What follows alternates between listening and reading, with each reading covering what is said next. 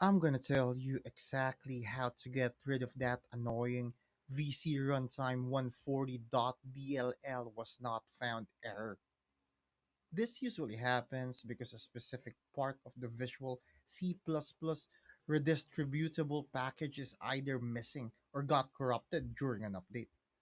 To fix it properly, don't just download a random DLL file from the internet. That's a huge security risk. Instead, head over to the official Microsoft website and search for the Visual C++ Redistributable for Visual Studio. You'll want to download both the x86 and x64 files because even if you have a 64-bit computer, many apps still rely on the 32-bit version to run. Once they are downloaded, just run the installers, click repair if it gives you the option, or install if it's totally missing.